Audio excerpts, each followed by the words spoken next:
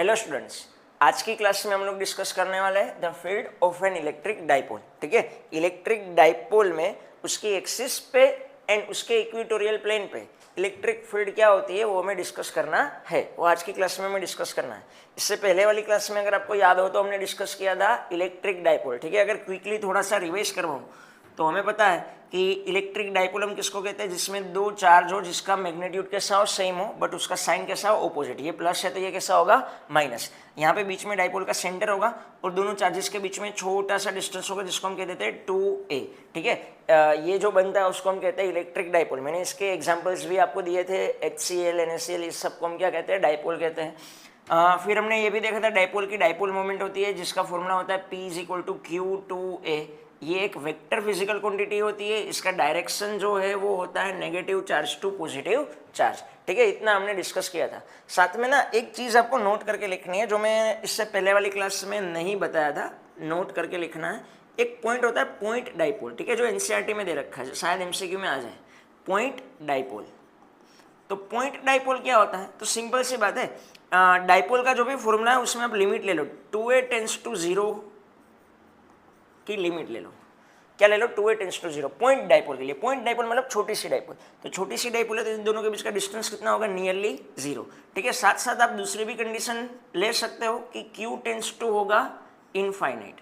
ठीक है, Q tense to क्या होने वाला है, इनफाइनाइट। इस टाइप की जो भी आपकी डाइपोल बनेगी इसको हम कहते हैं पॉइंट डाइपोल। क्या कहते हैं हम इसको, पॉइंट डाइपोल। मतलब ये आपका क्या है, पॉइंट डाइपोल का कंडीशन है।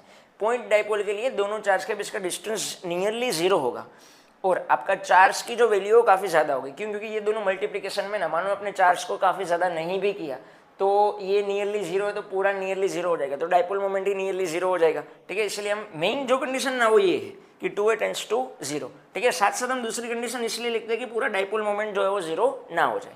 ठीक है, तो इस टाइप की जो भी सिचुएशन, इस टाइप की जो भी कंडीशन बनती है उसको हम कहते हैं पॉइंट डाइपोल, जो आपको नोट करके रखना है। ठीक है, तो ये हमने इससे पहले वाली क्लास में डिस्कस किया था।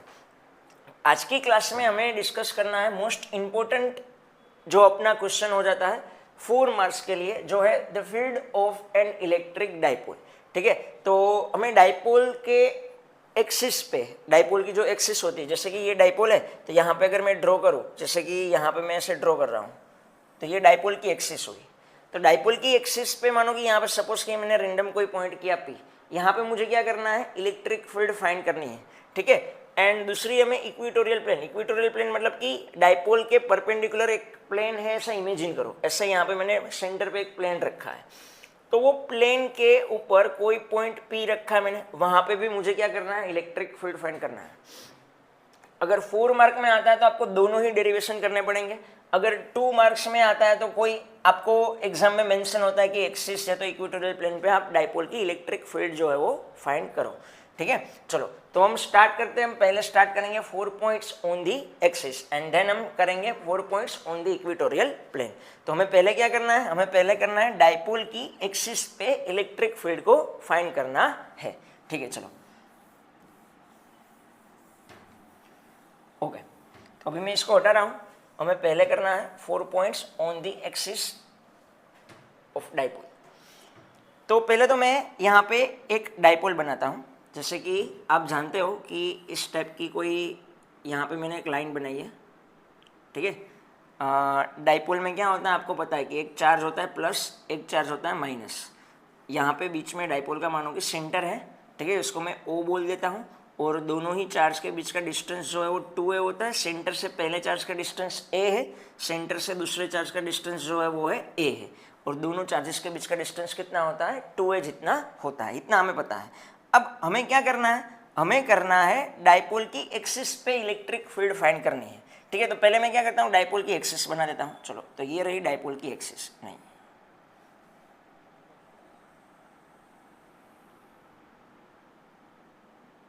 ओके, तो सपोज कि ये जो है वो डाइपोल की एक्सिस है। ठीक है, डाइपोल की ये क्या है, एक्सिस है। अब यहाँ पे मैंने कोई पॉइंट किया, जैसे कि यहाँ पे मैंने कोई पॉइंट किया है, P पॉइंट में कर रहा हूँ। क्या कर रहा हूँ मैं यहाँ पे, कोई P पॉइंट। अब P पॉइंट पे मुझे क्या करना है, इलेक्ट्रिक फील्ड फाइंड करना है। क्या करना है मुझे, P पॉइंट पे इलेक्ट्रिक फील्ड फाइंड करना है। ठीक है, P पॉइंट पे मुझे इलेक्ट्रिक फील्ड फाइंड करनी है।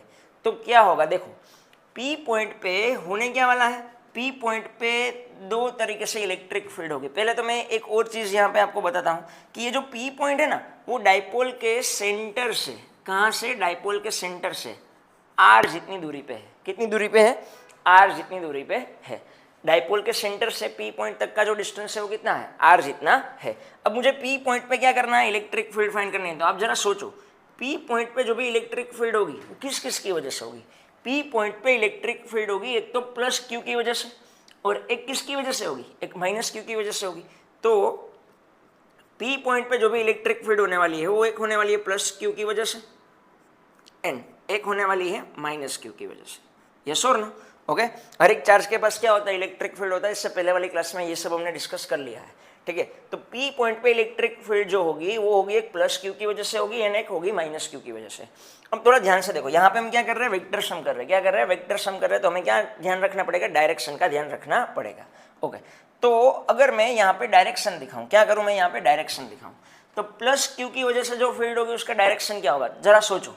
प्लस क्यू से फील्ड लाइन कैसे निकलती है, याद करो, इससे पहले वाले क्लास में मैंने बताया, प्लस क्यू से फील्ड लाइन जो है वो बाहर निकलती है। तो इस तरफ जो डायरेक्शन होगा, देखो पी पॉइंट पे हमें चेक करना है, तो प्लस क्यू से इलेक्ट्रिक फील्ड लेने से बाहर निकल रही होगी। तो यहाँ पे पी पॉइंट पे जो भी प्लस क्यू की वजह से जो इलेक्ट्रिक फील्ड होगी वो होने वाली है इस तरफ, मतलब लेफ्ट हैंड साइड। यहाँ पे E P vector, sorry E P नहीं, हम क्या लिखेंगे यहाँ पे, E plus Q vector, okay. ये जो है वो है आपका E plus Q vector. Plus Q की वजह से जो भी इलेक्ट्रिक फील्ड है वो कैसी है, लेफ्ट साइड है। क्यों लेफ्ट साइड है भाई, प्लस क्यू से फील्ड लाइन बाहर निकलती है। क्या निकलती है, बाहर निकलती है। अब हमें और चीज पता है कि जो नेगेटिव चार्ज होता है उसमें फील्ड लाइन क्या होती है, एंटर होती है। यस और नो। तो नेगेटिव की अगर मैं डायरेक्शन की बात करूँ तो नेगेटिव चार्ज का डायरेक्शन कुछ ऐसे होने वाला है। यस और नो। तो ये जो होने वाला है आपका ई माइनस क्यू, ठीक है। तो आप ध्यान से देखो, तो दोनों इलेक्ट्रिक फील्ड का डायरेक्शन कैसा आ रहा है, ऑपोजिट आ रहा है। तो जब भी हम यहाँ पे देखेंगे तो दोनों को हम ऐड कर रहे हैं। अब दोनों वेक्टर का साइन ऑपोजिट है, जो डायरेक्शन है वो ऑपोजिट है। तो यहाँ पे अगर हम मैग्नीट्यूड की बात करें तो हमें क्या करना चाहिए, हमें क्या करना चाहिए, उसका सब्ट्रैक्शन करना चाहिए। क्यों, क्योंकि दोनों वेक्टर का डायरेक्शन कैसा है, ऑपोजिट है, ठीक है। तो एक प्लस क्यू जो है वो लेफ्ट साइड है, माइनस क्यू जो है वो राइट साइड है। क्यों, क्योंकि नेगेटिव में फील्ड लाइन एंटर होती है, पॉजिटिव से बाहर निकलती है, ठीक है। तो यहाँ पे अगर मैं बात करूँ तो जो भी आपका डायरेक्शन होगा, यहाँ पे अगर मैं मैग्नीट्यूड की बात करूँ कि पी पॉइंट पे जो भी इलेक्ट्रिक फील्ड होगी तो उसके लिए हमें क्या करना चाहिए, जो भी प्लस क्यू की इलेक्ट्रिक फील्ड है उसमें से हमें माइनस करना चाहिए माइनस क्यू की इलेक्ट्रिक फील्ड को। क्यों ऐसा करना चाहिए, क्योंकि दोनों वेक्टर का डायरेक्शन कैसा आ रहा है, ऑपोजिट आ रहा है, ठीक है, ओके। और कई लोगों को ऐसा क्वेश्चन हो कि भाई हम माइनस क्यू में से प्लस क्यू को क्या माइनस नहीं कर सकते। तो थोड़ा सा आपको उसके रीजन के लिए अगर डायरेक्ट समझ में आ जाए तो इलेक्ट्रिक फील्ड का फॉर्मूला होता है के क्यू बाई आर स्क्वायर। तो यहाँ पे देखो डिस्टेंस, दोनों चार्ज का मैग्नीट्यूड तो सेम ही है, यहाँ पे डिस्टेंस कम है, डिस्टेंस कम है तो फील्ड ज्यादा होगा। किसका ज्यादा होगा, प्लस क्यू का ज्यादा होगा। यहाँ पे इन दोनों का डिस्टेंस ज्यादा हो रहा है, डिस्टेंस ज्यादा हो रहा है तो फील्ड कैसा हो जाएगा, माइनस क्यू का कम हो जाएगा। तो हम ग्रेटर में से स्मॉलेस्ट को क्या कर रहे हैं, यहाँ पे माइनस कर रहे हैं, ठीक है। आपको ये फॉर्मूला पता हो तो इलेक्ट्रिक फील्ड का फॉर्मूला होता है के क्यू बाई आर स्क्वायर, ठीक है। तो यहाँ पे डिस्टेंस कम है, डिस्टेंस कम है तो इलेक्ट्रिक फील्ड प्लस क्यू की वजह से जो होगी कैसी होगी, ज्यादा होगी। यहाँ पे डिस्टेंस कैसा है, यहाँ पे डिस्टेंस ज्यादा है, डिस्टेंस ज्यादा है तो फील्ड कैसी होगी, कम होगी, ठीक है। इसलिए मैंने यहाँ पे प्लस क्यू माइनस क्यू किया है। क्लियर हुई मेरी बात। तो हमें अल्टीमेटली करना क्या है, दोनों को सब्ट्रैक्ट करना है। क्यों, क्योंकि दोनों वेक्टर का डायरेक्शन कैसा है, ऑपोजिट है, ओके। अब हम क्या करते हैं, पहले तो ये जो इलेक्ट्रिक फील्ड है उसको हम लिख देते हैं कि जो भी प्लस क्यू की वजह से जो इलेक्ट्रिक फील्ड है उसको अगर हमें लिखना हो तो कैसे लिखूंगा मैं, पहले वेक्टर फॉर्म में लिख रहा हूँ। तो उसका फॉर्मूला है, हमें पता है क्या होता है, उसका फॉर्मूला होता है के क्यू बाई आर स्क्वायर। क्या होता है, के क्यू बाई आर स्क्वायर, ठीक है। ये जो फॉर्मूला होता है वो होता है अपने पास के क्यू बाई आर स्क्वायर। ये हमने डिस्कस किया हुआ है। अब जरा ध्यान से देखो, आर मतलब क्या होता है, डिस्टेंस चार्ज से वो पॉइंट तक का जहां पे हम इलेक्ट्रिक फील्ड फाइंड कर रहे हैं। अभी मैं बात कर रहा हूँ पॉजिटिव चार्ज की, तो पॉजिटिव चार्ज से पी पॉइंट तक का डिस्टेंस कितना हो, जरा ध्यान से देखो। पॉजिटिव चार्ज से पी पॉइंट तक का डिस्टेंस कितना होने वाला है, तो मैं ऐसे लिख सकता हूँ, देखो ये पूरा आर है, अगर मैं आर में से ए को माइनस कर दूँ, आर में से ए को मैं माइनस कर दूँ तो मुझे ये वाला डिस्टेंस मिलने वाला है। यस और नो, पूरे आर में से मैंने ए को हटा दिया तो ये वाला जो डिस्टेंस मुझे मिलेगा वो होगा P point and positive charge के बीच में। तो यहाँ पे मैं लिखूंगा R माइनस ए उसका स्क्वायर। क्या मेरी बात समझ में आ रही है कि नहीं आ रही है? ठीक है, ये पूरा R है, उसमें से ए को हटा दो तो ये डिस्टेंस आपको मिलेगा। तो प्लस क्यू की वजह से जो इलेक्ट्रिक फील्ड होगी उसका फॉर्मूला क्या बनेगा? के Q upon are minus A का स्क्वायर। ओके चलो, इसका डायरेक्शन कैसा है? तो इसका डायरेक्शन जो है वो लेफ्ट साइड है। कैसा है इसका डायरेक्शन? Left side. तो यहाँ पे अगर लेफ्ट साइड में अगर हमें लिखना हो तो यहाँ पे मैं सब कोई पॉइंट को इंडिकेट कर सकता है कि भाई हम लिख देते हैं, चलो ऐसे लिख दो तो भी चलेगा, टूवर्ड्स लेफ्ट। ओके, इसका डायरेक्शन कैसा है? लेफ्ट साइड है, हमेशा लिख दिया, कोई बात नहीं। चलो अब अगर हम बात करें माइनस क्यू की वजह से जो इलेक्ट्रिक फील्ड है, मैं डायरेक्ट वेक्टर फॉर्म में लिख रहा हूँ यहाँ पे, ठीक है। तो अगर मैं लिखूँ माइनस क्यू की वजह से इलेक्ट्रिक फील्ड, तो इसका पहले तो फॉर्मूला लिखते हैं। तो फॉर्मूला में क्या आएगा? के, दोनों चार्ज का मैग्नीट्यूड तो सेम ही है, मैं यहाँ पे के क्यू, ठीक है, क्यू तो सेम ही आएगा, दोनों का मैग्नीट्यूड सेम है इसलिए। अब यहाँ पे distance between negative charge and point P, तो negative charge and P point के बीच का डिस्टेंस क्या होगा? जरा ध्यान से देखो, यहाँ से लेकर यहाँ तक का डिस्टेंस आर हो गया है, अभी भी थोड़ा डिस्टेंस बाकी है जो इतना हमें कवर करना है। तो इतना कवर करने के लिए ये ए जितना होगा कि नहीं होगा? तो ये जो पूरा डिस्टेंस है वो हो जाएगा आर प्लस ए। क्या हो जाएगा ये? आर प्लस ए। तो ये हो जाएगा आर प्लस ए, उसका क्या हो जाएगा? स्क्वायर। तो ये जो इलेक्ट्रिक फील्ड का फॉर्मूला बना है वो पॉजिटिव चार्ज की वजह से इलेक्ट्रिक फील्ड का फॉर्मूला है, ये जो फॉर्मूला बना है वो नेगेटिव चार्ज की वजह से इलेक्ट्रिक फील्ड का फॉर्मूला है। इसके अगर हम डायरेक्शन की बात करें तो डायरेक्शन जो उसका कैसा होने वाला है?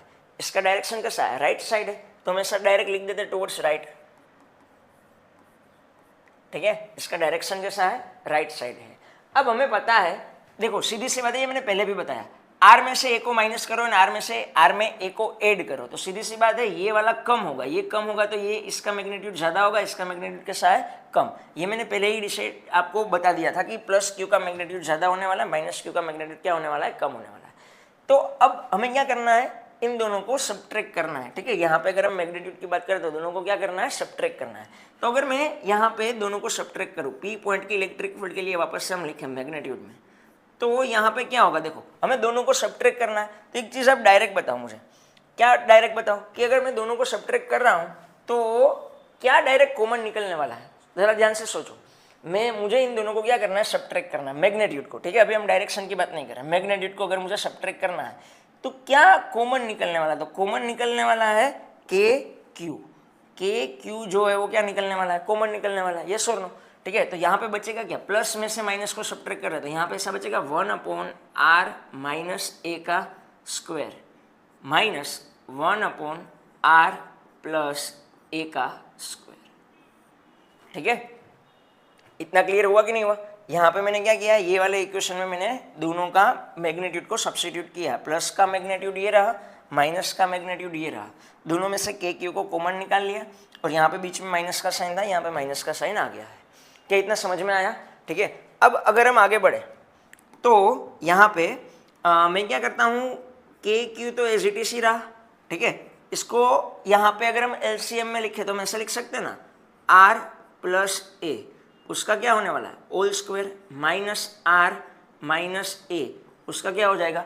Whole square. डिवाइड में क्या आएगा? तो डिवाइड में आएगा आर प्लस ए का whole square into R minus A का होल स्क्वायर। इसको यहाँ पे भेजा, इसको यहाँ पे भेजा, नीचे इन दोनों का मल्टीप्लिकेशन, ठीक है, ये अपने को मिलेगा। अब हमें क्या करना है? ऊपर ये ब्रैकेट को सोल्व करेंगे, नीचे नहीं सोल्व करेंगे, ठीक है। ऊपर ये हमें कैलकुलेशन भी क्या करना है? आसान बनाना है कि नहीं बनाना है? तो हम क्या करने वाले हैं? ऊपर ये ब्रैकेट को सोल्व करेंगे, नीचे का जो ब्रैकेट है ना उसको हम एज इट इज ही रखेंगे अभी। तो ये के क्यू हुआ, अब यहाँ पे ऊपर ये ब्रैकेट को सोल्व करो तो A plus B whole square, तो क्या बनता है? R square plus 2RA plus A square, होगा कि नहीं होगा? A square plus 2AB plus B square. अब माइनस को मैं साथ साथ अंदर भी मल्टीप्लाई कर रहा हूँ, क्या कर रहा हूँ मैं? माइनस को साथ साथ अंदर भी मल्टीप्लाई कर रहा हूँ, ठीक है। चलो तो माइनस को साथ साथ अगर हम अंदर मल्टीप्लाई करें तो क्या होने वाला है? माइनस आर स्क्वायर, ये A square minus 2AB, minus minus क्या होगा? Plus 2RA, plus A square आता है तो यहाँ पे माइनस को अंदर मल्टीप्लाई किया तो माइनस ए स्क्वायर, ठीक है। ये अपने को मिलेगा न्यूमरेटर में। एंड डिनोमिनेटर में तो क्या है? आर प्लस ए का square into R minus A का स्क्वायर, ठीक है, आप साथ साथ ये चीज़ को नोट कर सकते हो। ठीक है, चलो अगर हम अभी आगे बढ़े तो आगे बढ़ने के लिए मैं क्या करता हूँ, अभी मुझे इसको आगे सोल्व करना है। ठीक है, ये क्या आया है अपने पास, ये आया है अपने पास पी पॉइंट की इलेक्ट्रिक फील्ड का मैग्नीट्यूड। क्या आया है अपने पास, पी पॉइंट की इलेक्ट्रिक फील्ड का मैग्नीट्यूड। अगर हम आगे सोल्व करें इसको तो जरा ध्यान से देखो, यहाँ पे ये R square plus R square minus A square plus A square minus, ये तो क्या हो रहा है, कैंसिल हो रहा है। ठीक है, तो ये कैंसिल हो जाएगा तो अभी अपने पास बचेगा क्या, तो अगर हम देखें यहाँ पे, ओके, तो यहाँ पे अगर हम देखें अच्छे से इसको, तो ये कैंसिल हो गया। तो अभी मुझे पी पॉइंट की अगर मैं बात करूँ तो पी पॉइंट के लिए ई पी का मैग्नीट्यूड जो है वो कितना होने वाला है, तो के क्यू, ये तो एज इट इज रहा। ठीक है, ये एज इट इज रहा। अब 2RA प्लस 2RA ये क्या होने वाला है, 4RA, ऐसा होगा कि नहीं होगा, डिवाइड बाई इसको ना अभी हम कैसे लिखते हैं, देखो ओके, ये ऊपर जो है वो होने वाला है आपका 2RA। अब इसको ना मैं कैसे लिखता हूँ पता है, ये R प्लस ए होल स्क्वायर, आपको ध्यान हो तो हम इसको ऐसे लिख सकते हैं, R plus A R plus A, इसका स्क्वायर है कि नहीं है, स्क्वायर है तो हम इसको 2 टाइम्स लिख सकते हैं, यहाँ पे R minus A R minus A, होगा कि नहीं होगा ऐसा। ठीक है, ये स्क्वायर था तो मैंने इसको ऐसे 2 टाइम्स लिख दिया। अब अगर हम आगे बढ़े तो जो भी मैग्नीट्यूड होगा पी पॉइंट पे इलेक्ट्रिक फील्ड का जो भी मैग्नीट्यूड होने वाला है वो क्या होने वाला है, देखो ध्यान से, तो के क्यू, मैं ना थोड़ा सा इसको ऐसे लिखता हूँ। देखो पहले तो ये यहाँ पे मैंने छोटी सी गड़बड़ कर दी है। क्या गड़बड़ किया है, देखो ये जो है वो 2 नहीं आएगा, यहाँ पे क्या आएगा 2 प्लस 2, यहाँ पे आएगा 4RA, क्या आने वाला है 4RA। क्लियर, ओके चलो। तो अगर हम यहाँ पे देखें तो ये के क्यू जो है वो एज इट इज रहेगा, के क्यू एज इट इज है। 4 को ना मैं ऐसे लिख देता हूँ, देखो 2 एंड यहाँ पे मैंने लिख दिया 2A एंड यहाँ पे मैंने लिख दिया R। मैंने कुछ नहीं किया, देखो के क्यू आर ए, ये रहा के क्यू आर ए, सिर्फ जो 4 था ना उसको 2 इंटू 2 में लिख दिया। क्या किया मैंने, उसको 2 इंटू 2 में मैंने इसको लिख दिया है। अब नीचे जो है ना इसको ध्यान से देखो, a plus B A minus B, क्या लिख सकते हैं हम, A square minus B square, A plus B A minus B. तो यहाँ पे मैंने लिखा है इसको A square minus B square.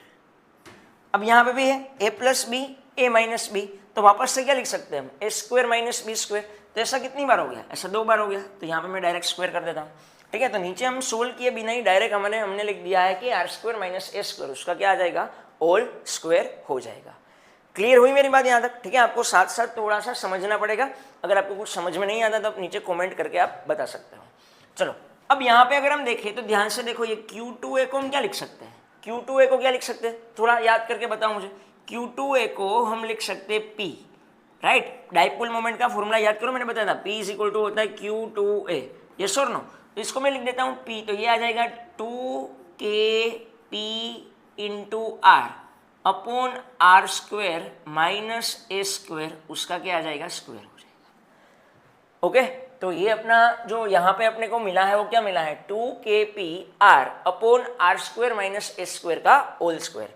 अब ना थोड़ा ध्यान से देखना एक चीज को, जैसे कि अगर आप यहाँ पे देखोगे, ओके, आप अगर यहाँ पे देखोगे तो R जो है वो क्या था, अब डाइपोल के सेंटर से कोई P पॉइंट तक का डिस्टेंस था जो सेंटीमीटर या मीटर में होता है, जो सेंटीमीटर या मीटर में होता है। A जो है वो क्या था, 2A मतलब दोनों चार्ज के बीच का डिस्टेंस, यस और नो, दोनों चार्ज के बीच का डिस्टेंस ये होता है। और ये मैं आपको पहले से बोल के आ रहा हूँ, काफ़ी छोटा होता है ये डिस्टेंस, मतलब मिलीमीटर माइक्रोमीटर में आप गिन लो। तो R की कंपेयर में A कैसा होगा, काफ़ी छोटा होगा। कैसा होगा, काफ़ी छोटा। R जो है वो सेंटीमीटर मीटर में है, जबकि ये मिलीमीटर माइक्रोमीटर में। ठीक है, तो R की कंपेयर में A की वैल्यू कैसी होने वाली है, काफ़ी छोटी होने वाली है। अब मैं इसका यूज़ कर रहा हूँ यहाँ पे। ठीक है, अपना जो भी क्वेश्चन था वहाँ पे अगर हम देखें तो R की कंपेयर में A की वैल्यू जो है वो कैसी होने वाली है, काफ़ी छोटी होने वाली है। ठीक है, ओके चलो, तो यहाँ पे मैं ऐसा लिख रहा हूँ कि भाई R की कंपेयर में A जो है वो R is much much greater than A की कंपेयर में R की वैल्यू काफ़ी ग्रेटर है, या तो R की कंपेयर में A जो है वो काफ़ी छोटा है। तो हम क्या कर सकते हैं, A को यहाँ से हम नेग्लेक्ट कर सकते हैं। क्या कर सकते हैं हम, A को नेग्लेक्ट, तो A को यहाँ से हटाओ।